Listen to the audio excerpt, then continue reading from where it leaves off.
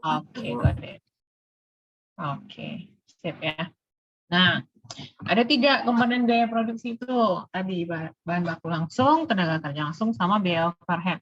Nanti permasalahannya di mana teman-teman pada saat kita ngitung biaya bahan baku langsung gampang lah ya. Tinggal dicari-cari, jumlahin. Benar, gitu ya Natasha? Natasha nyaman dong? Ya. Terus biaya tenaga kerja langsung juga gampang kan ya, tinggal kaliin aja sama jamnya, selesai. Nah, permasalahannya itu nanti ngitungin sih biaya overhead pabrik ya. Ada apa aja metode penghitungan biaya overhead pabrik ini? Fitrianti. Ya, Bu. Pakai apa caranya?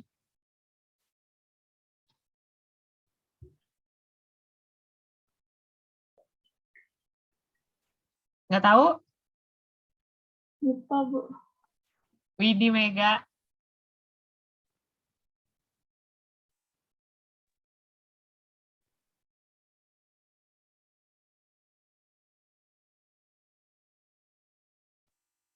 Widi. Lupa juga, Bu. Apa?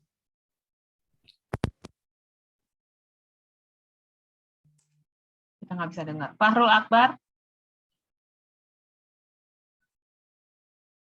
Ibu. Ya.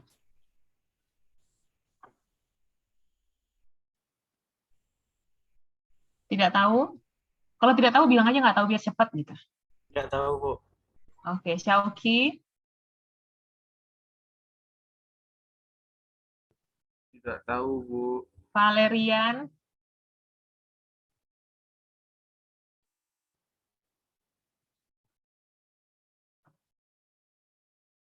Ya, Valerian.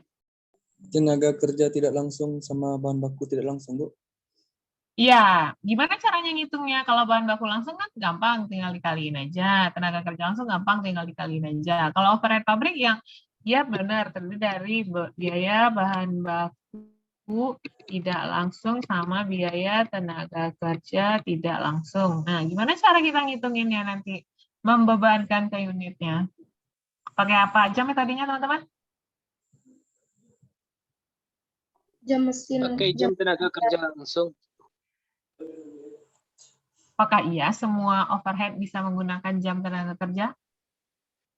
Jam mesin juga, Bu. Unit produksi, Bu. Nah, bisa pakai jam mesin, bisa pakai jam tenaga kerja, bisa pakai jumlah produksi. Berarti itu disebut sebagai apa? Tarif BOP, Bu. Sehingga pada saat kita menggunakan komponen yang tadi, ketemu tarif overhead-nya. Untuk mendapatkan tarif overhead itu berarti kita harus mencari tahu dulu yang disebut sebagai tadi ada jam mesin. Ya, apa? Farhan? Alokasi.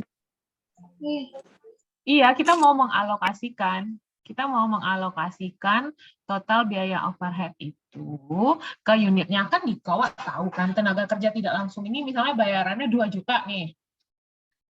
Nah, tenaga kerja tidak langsung itu kan tidak bersentuh langsung kan dengan tahunya. Misalnya gini teman-teman, kita punya pabrik tahu. Oke. Kita bilang nih sama si karyawan kita, kamu gajinya 1 juta 1 bulan. Yang penting kamu masuk tiap hari. Tapi kalau kamu produksi 1 tahu, kamu ditambah bonusnya Rp50. Nah, berdasarkan keterangan tadi, yang Rp50-nya itu kan tenaga kerja langsung. Berarti gampang. Untuk 1 tahu, berarti udah ada biaya pastinya itu Rp50 kan?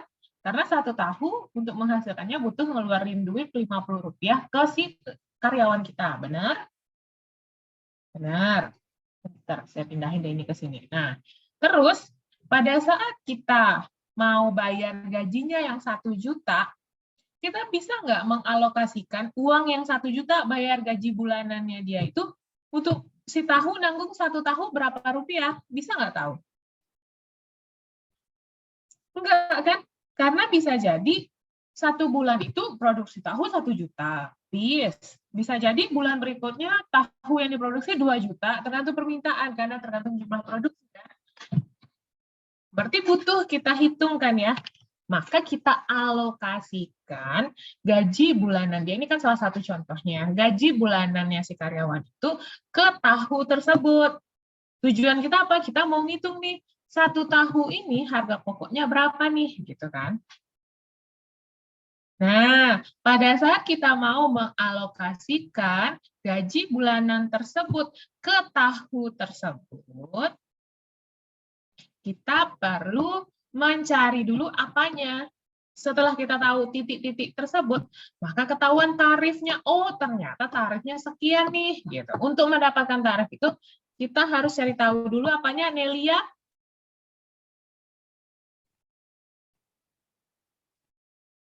Ya, Bu. Apa, Nelia?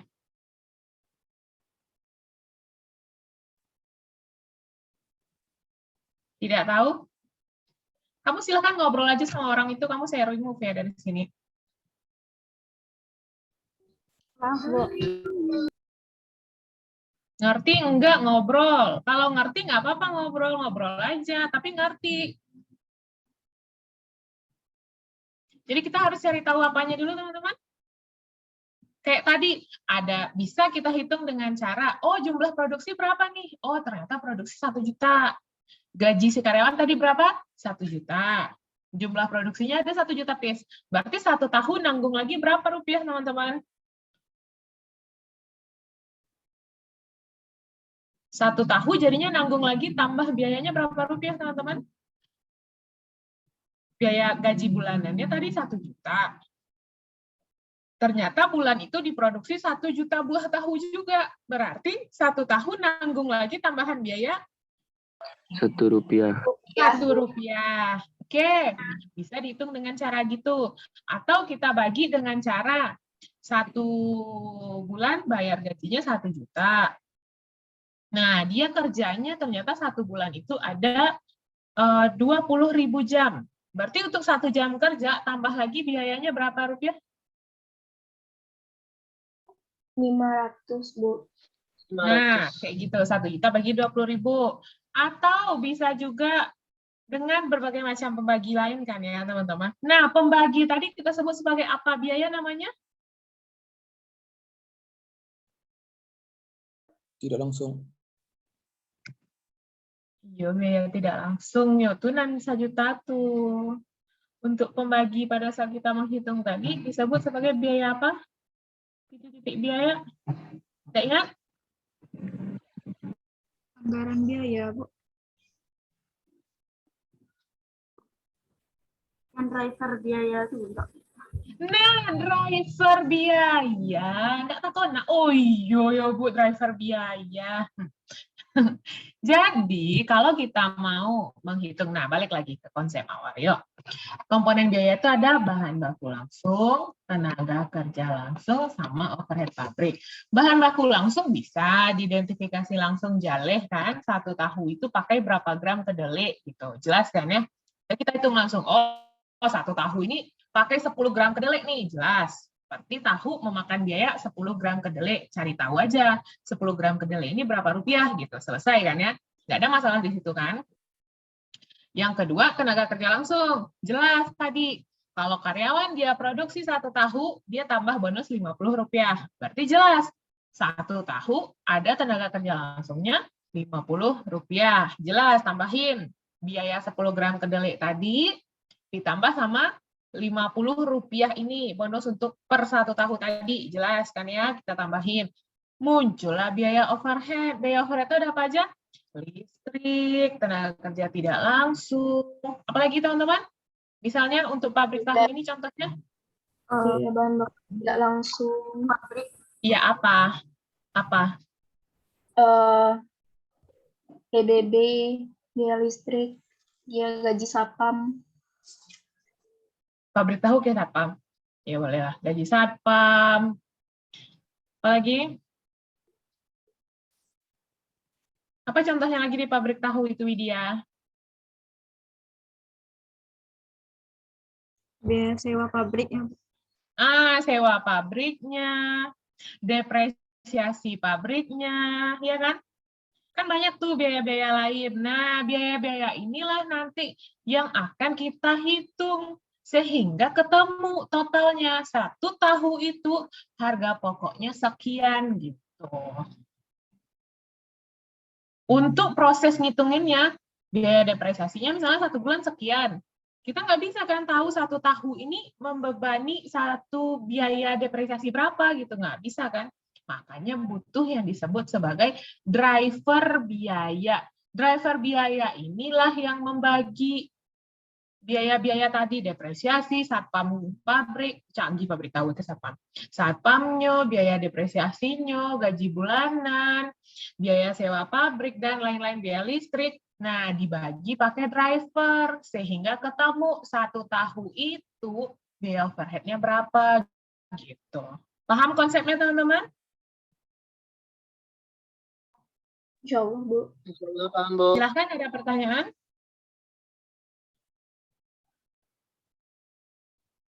Ada yang mau ditanyain? Udah clear? Kalau teman-teman nggak paham konsep perputaran alokasi biayanya, bingung kan mau bikin tar di aplikasinya, makanya nih kayaknya materinya pakai ditambahin dulu 1 teori, padahal sebenarnya kan ini udah dipelajarin ya. Sebenarnya bisa sih terjun langsung, tapi saya nggak yakin juga mau terjun langsung ini aja pada lupa, ya nggak? Bener nggak? Makanya butuh review dulu, baru ntar kita main ke aplikasi. Kalau kita langsung main ke aplikasi, ini aja nggak ingat ya kan? Bener nggak? Oke, yuk. Kalau ada yang mau ditanyain, silahkan. Nggak ada? Udah clear? Oke. Nah, pada saat kita ngitung bahan baku langsung, ditambah dengan tenaga kerja langsung, disebut sebagai biaya utama. Nah, tenaga kerja tidak langsung, biaya tenaga kerja tidak langsung, tambah BOP disebut biaya konversi. Next. Nah, satu hal pembeda lagi di perusahaan manufaktur ini dibandingkan dengan perusahaan dagang adalah di akun persediaannya.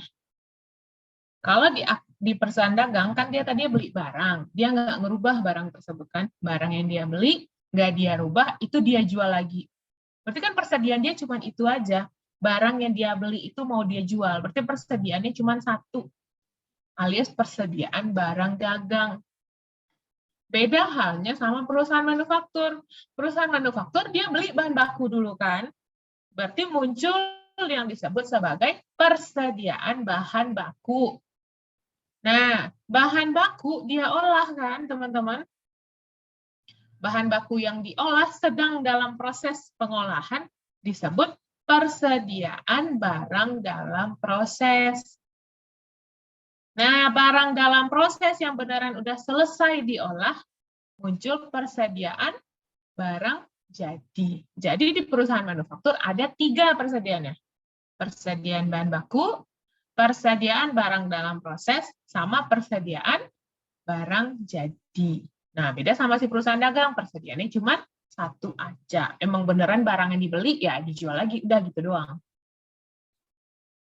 Udah ingat pembelajaran ini?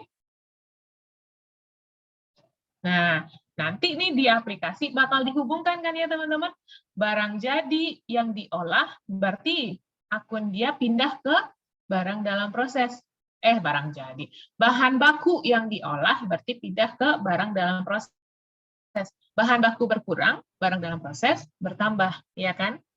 Barang dalam proses selesai diproses, berarti barang dalam proses berkurang, bertambah persediaan barang jadi. Iya. Ketemu logikanya? Oke. Oke, lanjut ya. Kita cuma review aja. Detailnya sebenarnya kan udah teman-teman pelajarin, cuma ini butuh di-refresh. Kalau nggak lupa pasti, saya yakin sih.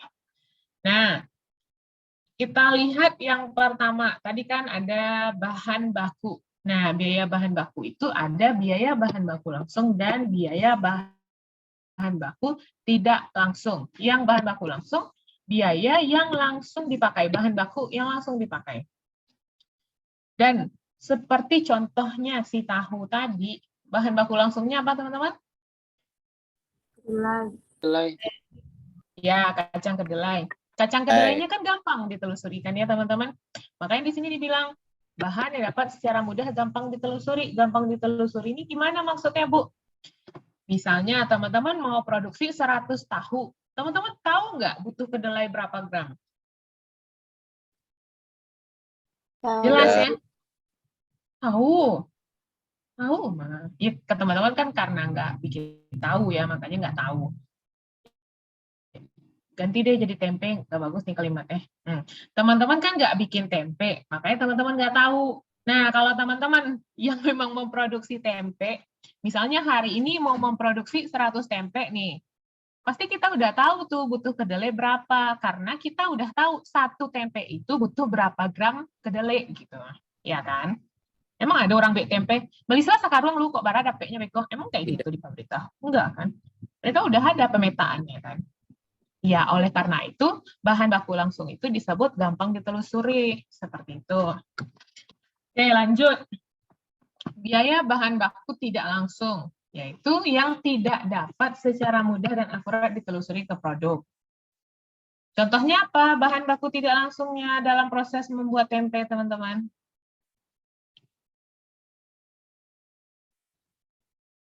Afifah. Ya, Bu. Apa contohnya bahan baku tidak langsungnya?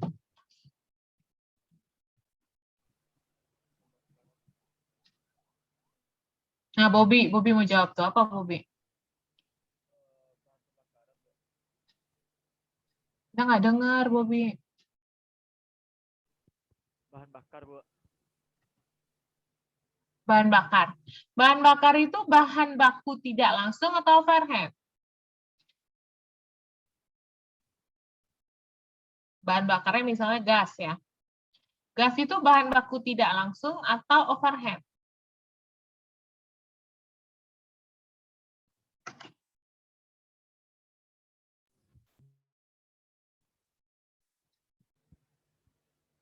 Overhead, Bu. Coba kita tanya lagi Al-Hadid.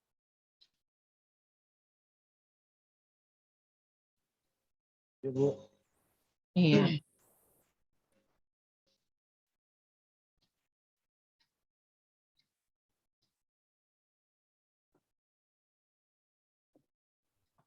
Apa contohnya Al-Hadid? Bahan baku tidak langsung dalam proses membuat tempe.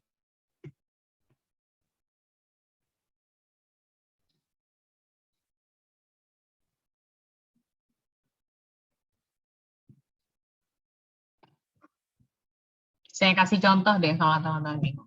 Misalnya kita mau bikin perabot, ya. Bikin lemari. Apa bahan baku langsungnya? Bikin lemari. Kayu. Kayu. Oke, kayu. Kayu disebut sebagai bahan baku langsung dalam proses membuat lemari. Bahan baku tidak langsungnya apa kalau kita bikin lemari? Lem. Peralatannya, Bu. Peralatan yang diperlukan. Peralatan yang diperlukan kok bahan baku. Aduh. Emang peralatannya ikut pergi sama lemarinya? Baut, Bu. Nah, baut. Benar, baut, lem. Kalau misalnya bikin lemari kok pakai lem? Beko ambil istilah lemarinya jatuh ya betul nak. Oh, enggak, lemnya saking Pakai saktinya. baut itu kan Lembat, Bu. Oh, iya oke.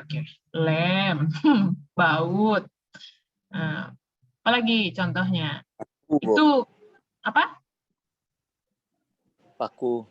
Iya, paku. Nah, itu contoh bahan baku tidak langsungnya. Kalau tahu apa tuh ya bahan baku tidak langsungnya? Ragi. Nah, ragi. Air, Bu. Air. Sip. Clear? Ya, Bu. Clear, Bu. Karena kalian tuh lah paham, cuma lupa sih barangku. Soalnya wak pakai metode beraja bentuk ambil lapia gitu. Sudah dianyam dikadudai gitu kan ya. Sama nanya tahu berasa lah ada lapia aku, cuma tak kadudai lupa gitu kan ya. Gitu ya. Nah, untuk biaya langsung dari bahan baku langsung, ada harga belinya dikurangin sama potongan beli atau total biaya langsung ketemu. Nah, untuk biaya tidak langsung dari bahan baku langsungnya bakal ada ongkos angkutnya lah, ongkos angkut, beban asuransi, beban pembelian, beban penerimaan, gudang, akuntansi, ketemulah total biaya tidak langsungnya untuk bahan baku langsung tersebut. Nah, setelah ditambahin antara harga beli sama biaya dan lain-lainnya, ketemulah harga pokok untuk bahan baku langsung tersebut. Nah, harga pokoknya inilah baru yang kita bagi sama jumlah barang yang dibelinya. Barulah ketemu harga pokok bahan baku per unit. Contoh, misalnya tadi mau beli kedelai kan ya, bahan baku langsungnya contohnya sama kita tadi adalah kedelai. Kedelai itu harga belinya misalnya memang 1 kilonya itu, berapa ya harga kedelai 1 kilonya? 10.000 lah. Murah mana enggak? Anggap segitu ya. 1 kilo 10.000. Kita beli 1.000 kilo, berarti 10 juta. Udah bisa langsung kita bagi si 10 juta ini ke 1.000 kilo? Belum. Karena ini baru harga belinya. Perlu kita tambahkan dengan ongkos angkut. Ada nggak biaya untuk ngangkut kedelai ke perusahaan ini? Ada nggak asuransi kedelainya? Mungkin ada asuransi beli kedelainya. Ada nggak beban pembeliannya? Ada nggak biaya gudangnya? Ada nggak beban akuntansinya? Nah, setelah ditambahin semua, ternyata total kedelainya itu butuh biaya 12 juta. Nah, terus total kuantitas yang kita beli tadi berapa teman-teman? 1.000 kilo. 1.000 kilogram.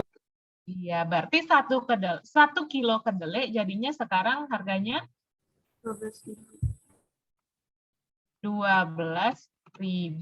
per kilo. Padahal tadi kedelainya itu kan 10 juta untuk si 1.000 kilo kan ya. Awalnya dia cuma 10.000 per kilo. Tapi harus kita tambahin dulu sama biaya dan lain-lain untuk membeli si kedelai itu. Gitu. Oke? Oke, lanjut.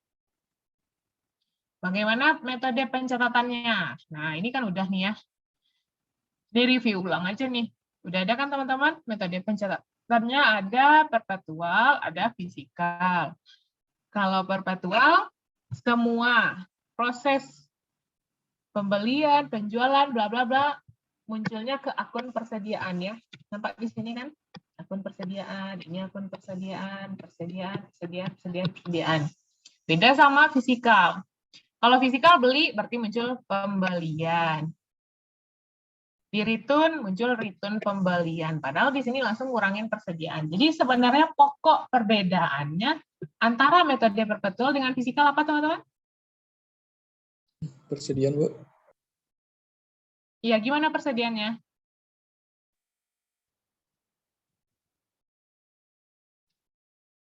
Apa keuntungan dan kelebihan masing-masing metode pencatatan ini?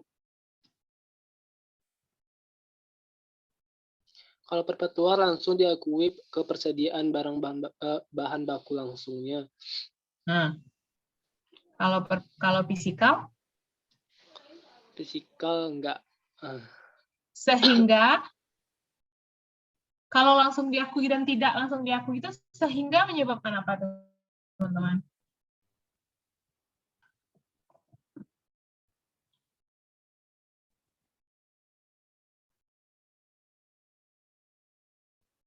Onde-mande. Kalau nggak salah semester besok kalian bisa wisuda. Kalau ada yang wisuda Februari, adalah ada yang wisuda Mei, ya nggak sih? Bisa nggak sih teman-teman wisuda Februari? Kalau magangnya selesai sebelum Februari bisa lah ya. Amin, mudah-mudahan. Nah, perpetual fisikal sudah tentu beda itu. Yuk, apa fungsinya? Iya, Putri Farhana. Kalau perpetual tuh langsung dia, Bu, diketahuinya harga pokoknya, Bu. Kenapa Bisa kita dapat bisa langsung tahu harga pokoknya? Karena dia langsung Bu, ke persediaan, akun persediaan tuh, Bu, di ini. Nah, Benar. Saya yakin di dalam lubuk hati, di dalam lubuk otaknya si Putri Farhana ini udah ada, tapi dia tidak bisa aja ngeluarin. Benar. Jadi teman-teman, ya saya jelasin. Di sini kan muncul ke akun persediaan. Sehingga di buku besarnya nanti si persediaan, langsung keluar nggak angkanya teman-teman? Langsung kan ya? Karena di sini tambah kurangnya ada terus kan ya teman-teman? Jadi langsung ketahuan bahwa persediaannya angkanya berapa. Pada saat kita mau jual, berarti harga pokoknya langsung keluar kan persediaan, karena udah ditambah-tambahin gitu. Beda halnya sama fisikal.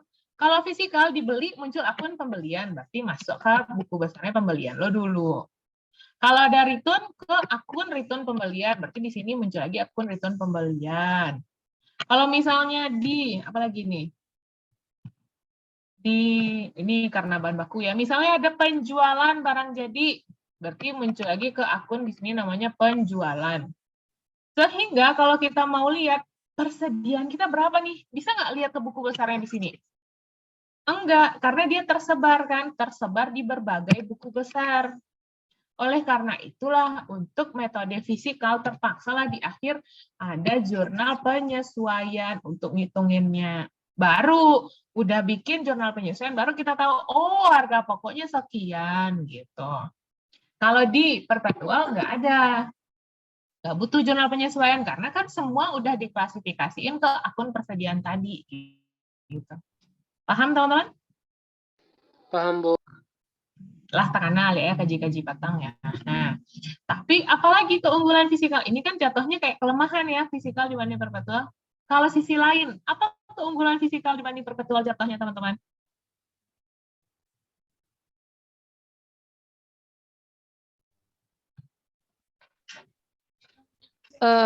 Perusahaan mengetahui Persediaan besarnya gudang. persediaan dalam gudang, Bu. Lo tahu kalau di fisikal persediaan di gudang, tapi tadi jumlah persediaannya beda, Mbak sih. Yang tahu tadi di akun persediaan ini iya, oke. Kalau fisikal keuntungannya di metode pencatatannya apa dong? Gimana bisa tahu persediaannya berapa? Orang ini dia akunnya beda-beda. Keunggulan dalam pencatatan ini apa?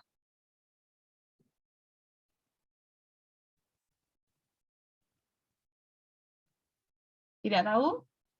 Angge dingin? Dingin, Bu. Dingin. Oke. Kalau fisikal jadinya dijabarin teman-teman. Di sini kita tahu di fisikal yang dibeli itu sebenarnya berapa, return kita ada berapa, yang terjual ada berapa, kayak gitu kan. Jadi kita bisa tahu kalau kita mau ngitung kinerja di akhir periode, kita bisa tahu, oh tinggi ya return kita sekarang gitu. Oh banyak ya pembelian kita sekarang gitu. Kalau metode perpetual, kelihatan nggak di sini mana yang dibeli, mana yang di return, mana yang ini nggak kelihatan kan?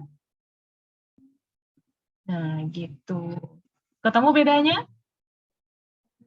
Nah, yang disebut sama Nelia tadi, bisa tahu fisik di gudang, itu bukan keunggulan di metode pencatatannya. Tapi dengan pencatatan metode fisikal, kita untuk mengetahui jumlah persediaan kan nggak kelihatan nih di buku besar kan ya, nggak kelihatan kan persediaan kita ada berapa, misalnya tanya sama orang, berapa persediaan gini dah gitu. Cuman karena metode pencatatan fisikal kita nggak bisa lihat di buku, jadi pergilah ke gudang, hitung.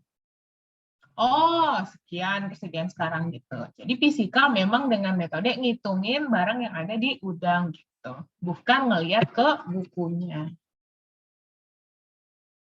Oke. Ada yang mau ditanyain silahkan.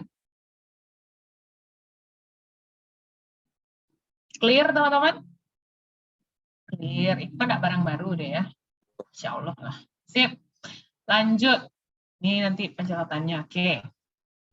Lanjut akun khususnya tadi yang pertama ada bahan baku langsung. Kita masuk yang kedua yaitu biaya tenaga kerja. Tenaga kerja tadi ada tenaga kerja langsung dan tidak langsung. Kayak udah dijelasin tadi ya. Tenaga kerja langsung contohnya tadi yang bonus Rp50 per 1 tahu.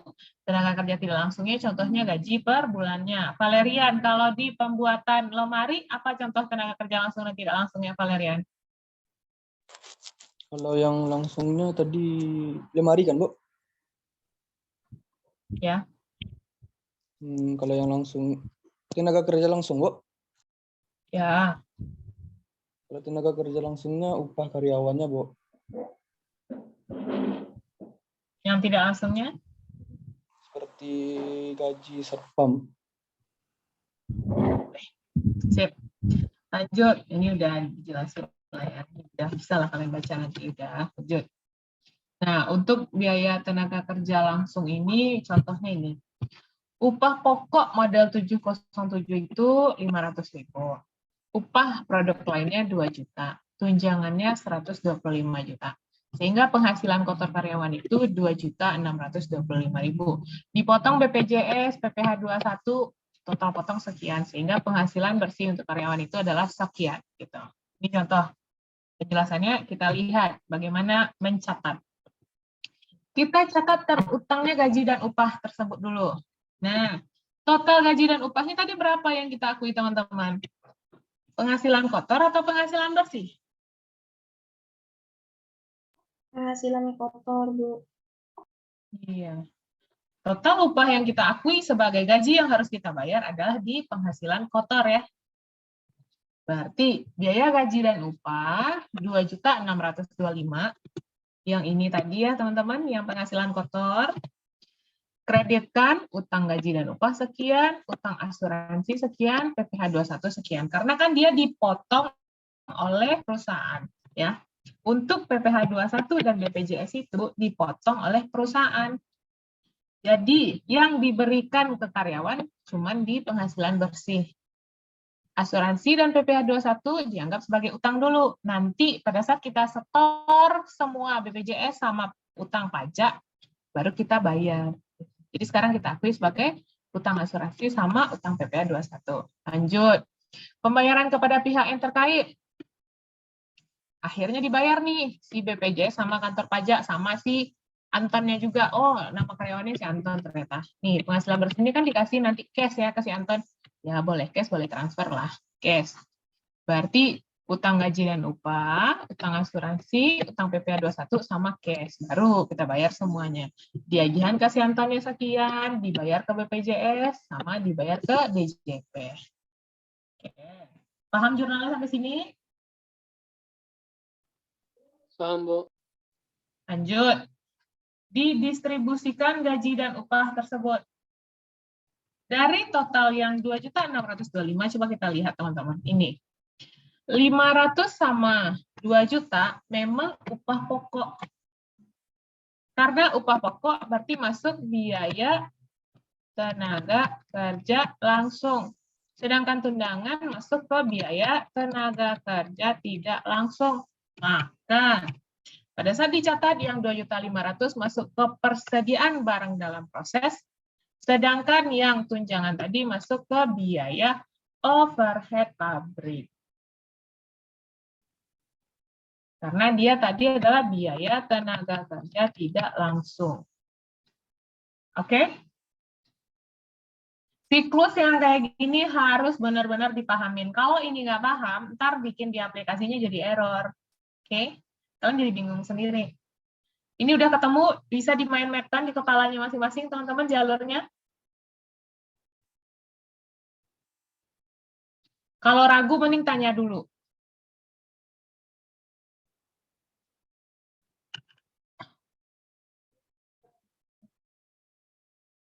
Banteknya lah agak mulai angin kalau ke banteknya ala agak mato-mato agak. Saya kenapa dipelototin ya? Oke. Bisa ya. Udah pada sarapan belum tadi? Udah pada sarapan belum nih? Banyak yang ragu mau jawab udah, kayaknya belum ya.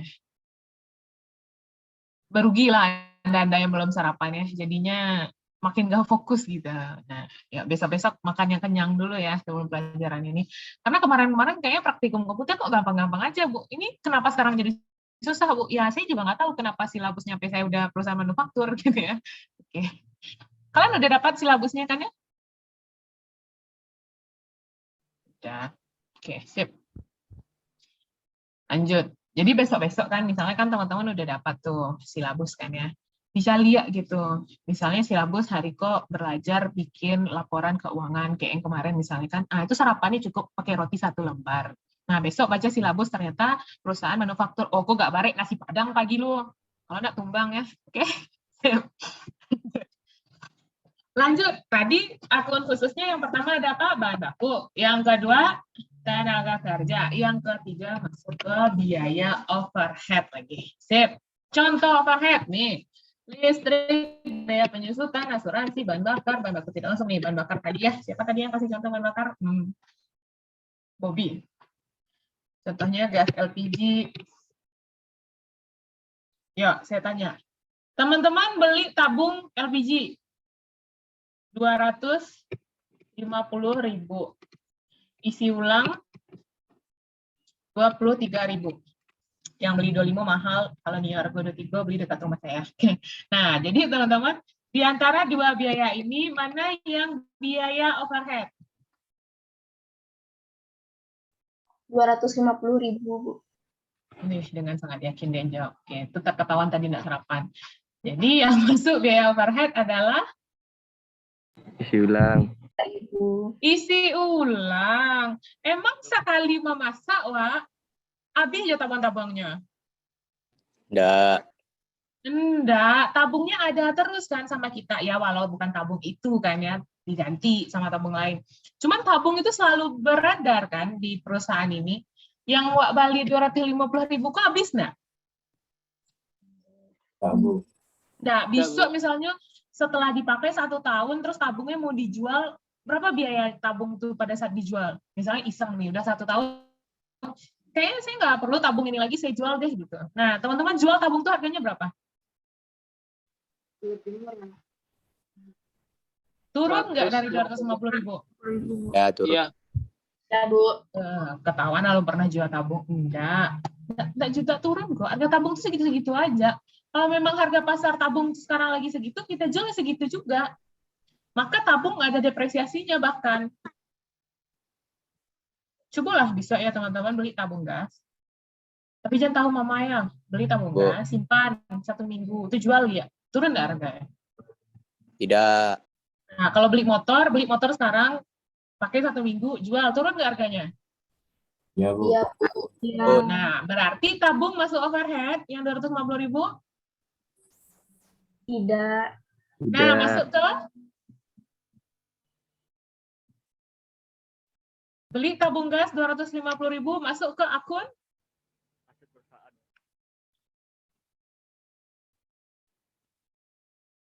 apa?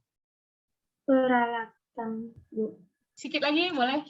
Peralatan boleh. Atau masuk ke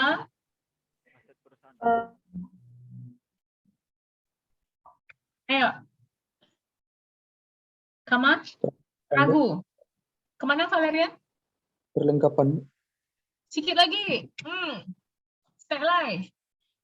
Tabung Beban masuk ke Pan. apa? Perlengkapan dagang. Biaya perlengkapan. Biaya peralatan. Berarti kalian perlu cari tahu pengertian peralatan apa, pengertian perlengkapan apa. Kalau nyendak berubah gitu, berarti masuk ke Tetap, biaya tetap. Peralatan pabrik.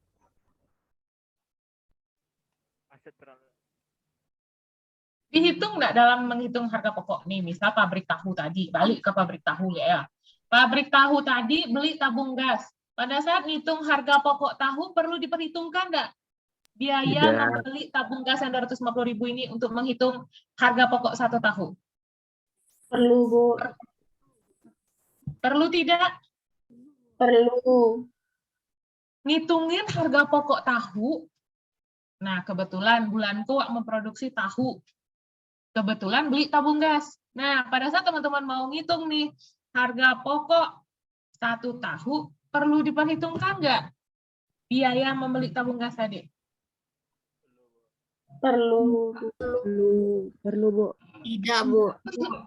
Kenapa tidak? Karena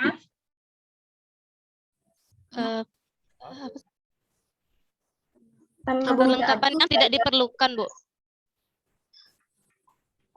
tabung gas itu termasuk aset tetap, Bu? Nah, itu dia. Terima kasih Natasha. Kamu Beko untuk pertemuan kasih poin 5 ya Natasha ya, karena Beko terakhir. Oke, sip. Jadi tabung gas itu ketahuan nih kalian mengalih metode lamo aja baru bulan kok keluar piti ada beli tabung gas 250.000 itu tepat salah dikurangi dari labo penjualan. Enggak dong, kalau untuk metode akuntansi tabung gas itu kan aset. Emang kalian beli pabrik dikurangin ngitungin laporan laba rugi? Kebetulan ini beli pabrik terus dikurangin di bawah tuh beli pabrik gitu ngitungin laba rugi ada? Enggak, Bu.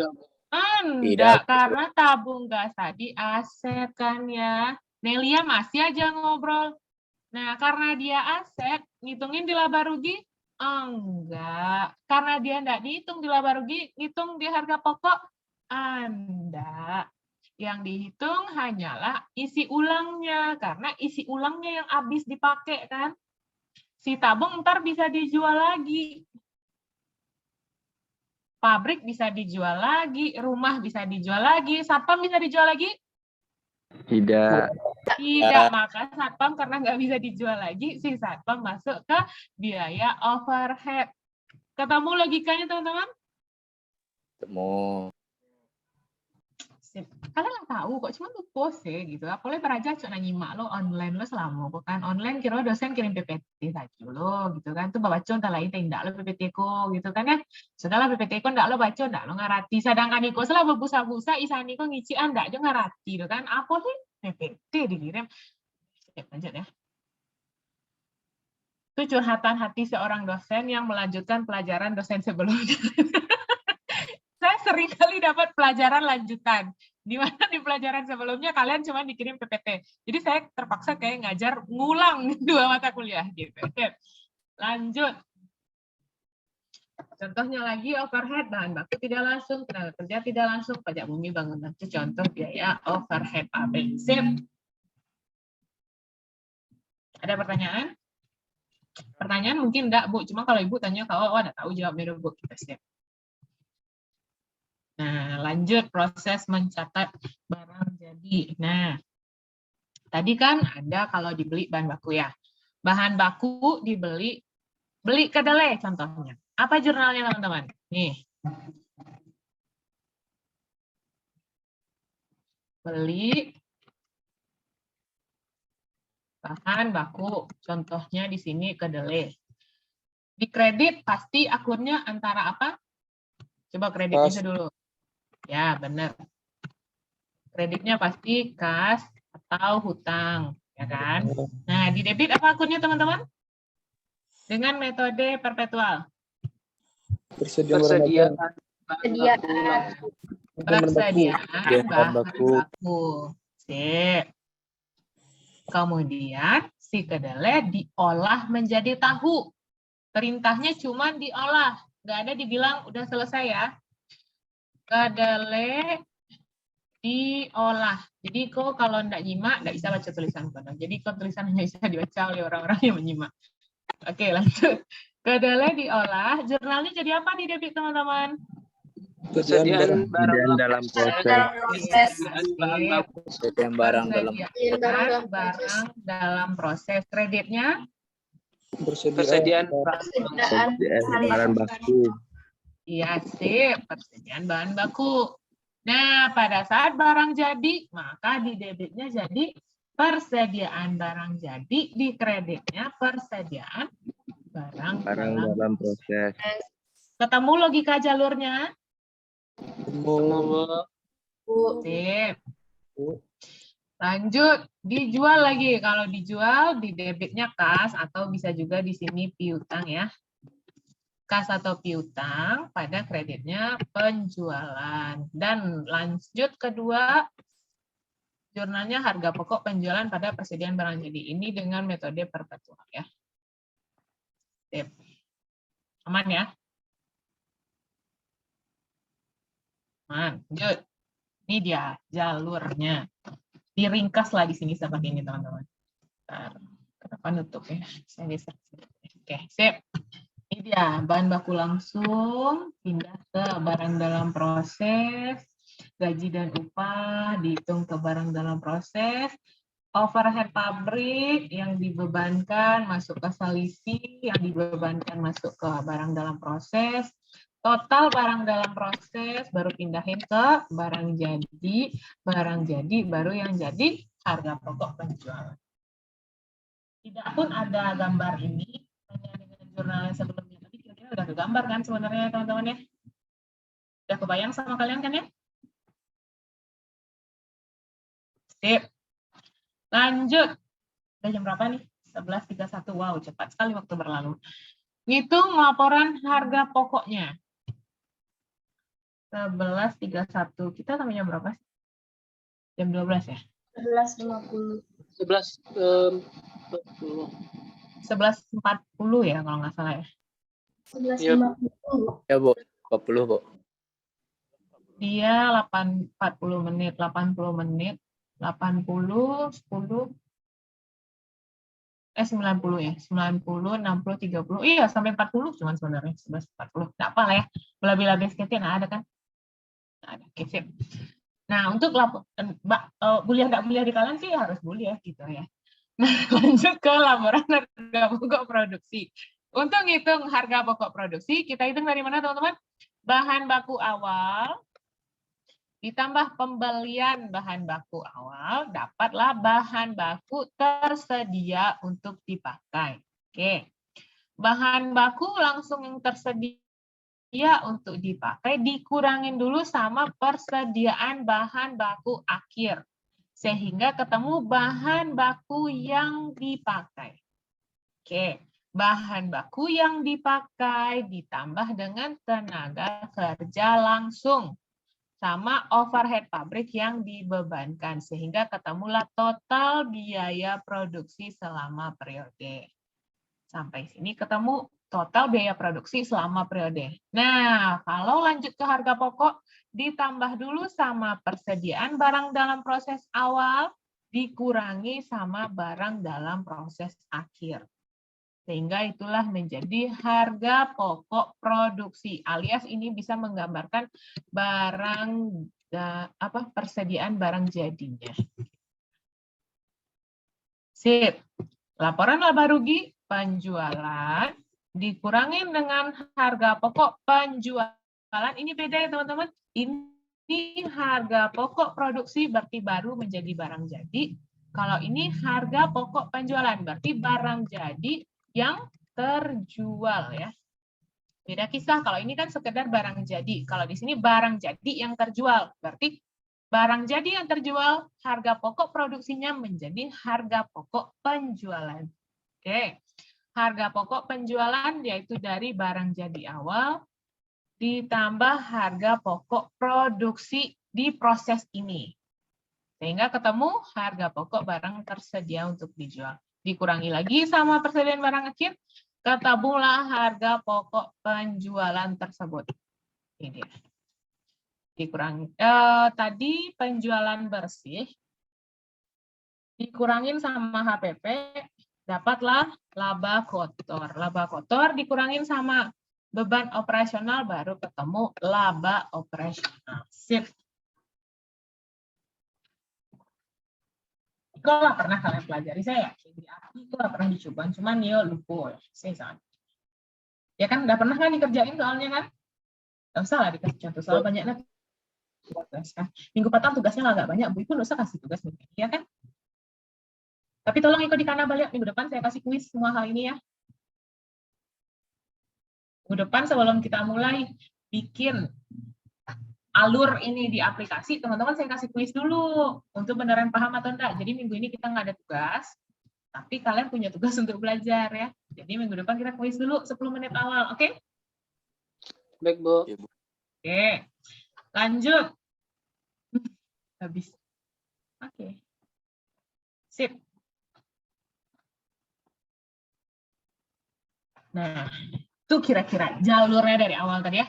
Jadi udah dijelasin perusahaan manufaktur itu gimana, di dalam perusahaan manufaktur tuh ada akun-akun khususnya apa, yang pasti dari manufaktur tadi ada apa? 3 ya, bahan baku, tenaga kerja, sama overhead. Yang beda di perusahaan manufaktur dibanding perusahaan dagang ya. Dan juga persediaannya gimana tadi Priscilla?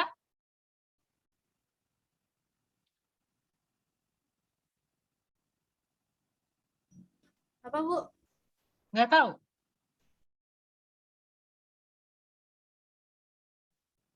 Persediaan apa, Bu?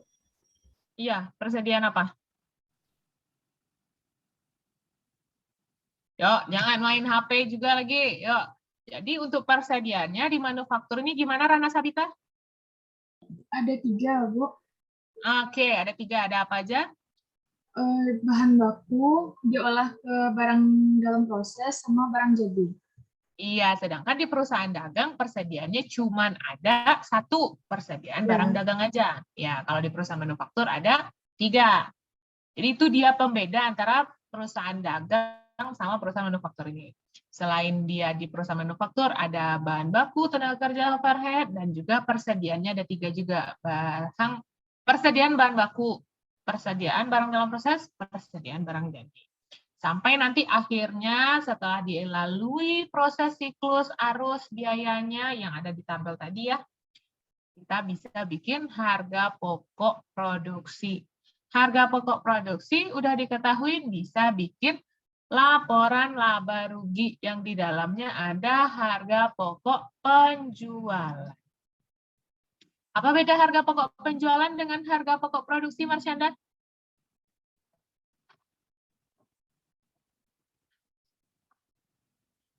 Tidak tahu? Hasna, apa beda harga pokok produksi dan harga pokok penjualan, Hasna?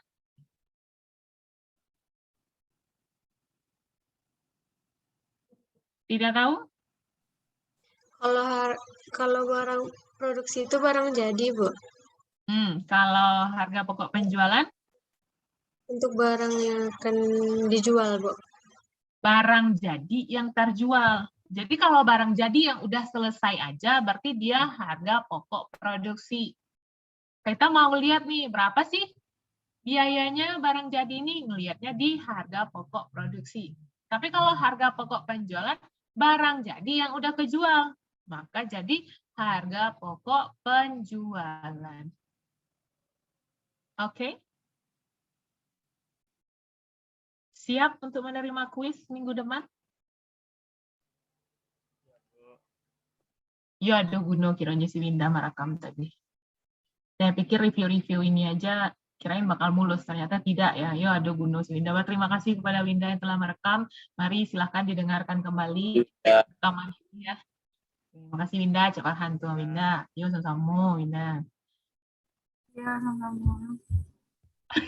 Oke teman-teman. Oke ya. Silahkan dipersiapkan, silahkan dipelajari lagi. Ini direview ulang ya, biar nggak ragu besok kalau kita mau lanjut ke akun-akun yang ada di aplikasinya ya, teman-teman ya. Silahkan kalau ada pertanyaan dulu. Ya, Bobby? Oh, enggak. Buka mic saja. Oke. Yang lain ada yang mau ditanyain, teman-teman? Enggak. Awak. Ya, ada nih buat tanya ke ibu dulu. Cuma kalau ibu jangan tanya ke awak gitu. Oke. Oke ya. Sekian ya teman-teman untuk hari ini. Silahkan dipelajari kembali. Kenapa saya gelap? Silahkan dipelajari kembali pembahasan tadi. Semoga bisa dipahamin alurnya. Saya sangat berharap alur tadi itu beneran terkonsep di kepala Anda gitu ya. Kalau alurnya udah terkonsep, saya yakin Anda bingung bikin di aplikasinya. Karena dia agak muter-muter kan ya manufaktur ini. Ya. Kalau kalian mau tambahan pembelajaran lagi, mungkin bisa dengan cara nonton video di YouTube. Video Pak Riwayadi, akuntansi biaya kan ya? Bisa nonton lagi. Misalnya video Pak Riwayadi, biar ingat kembali, boleh. Biar ingat, biar minggu depan pada saat bikin akun-akunnya kan jadi gampang ya. Oke teman-teman, sekian ya untuk hari ini. Pas banget nih 11.40 ternyata. Silahkan dipelajari, semoga semua ilmu hari ini dapat terserap dengan baik. Minggu ini nggak ada tugas karena kalian butuh belajar sendiri dulu.